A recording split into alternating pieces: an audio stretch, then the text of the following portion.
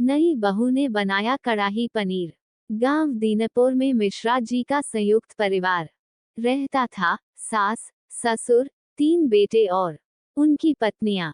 कुछ ही दिन पहले छोटे बेटे राघव की शादी हुई थी। उसकी पत्नी अंजलि एक पढ़ी लिखी, शहरी माहौल की लड़की थी।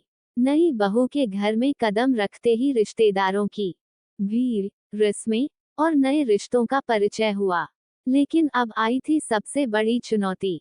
बहू को पहली बार रसोई में कुछ खास बनाना है। सास ने प्यार से कहा, देख बेटी, रसोई से ही बहू का मन बनता है।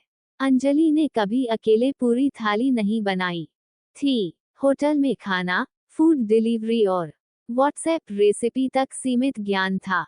रात को रसोई की जिम्मेदारी सुनकर वह घबरा गई। पति राघव बोला, डर मत, तू बहुत कुछ कर सकती है। जो तुझे पसंद है वही बना। अंजलि की आंखों में चमक आई। उसे याद आया, कॉलेज में जब भी कुकिंग क्लास होती थी, वह सबसे अच्छा बनाती थी कड़ाही पनीर। अगली सुबह वो जल्दी उठ गई, नहा धोकर, माँ की दी हुई गुलाबी साड़ी पहनकर, माथे पर छोटी सी बिंदी लगाई और रसोई में पहुंच गई। सास रसोई के बाहर बैठी थी और बाकी बहुएं उत्सुक थी कि नई बहू क्या बनाएगी।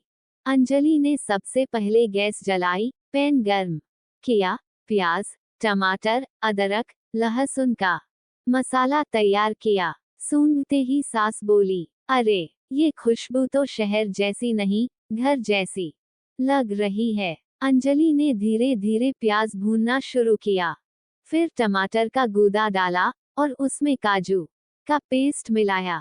गरम मसाले, धनिया पाउडर, कश्मीरी मिर्च और कसूरी मेथी के साथ मसाला ऐसा भुना कि रसोई में सभी के मुंह में पानी आ गया।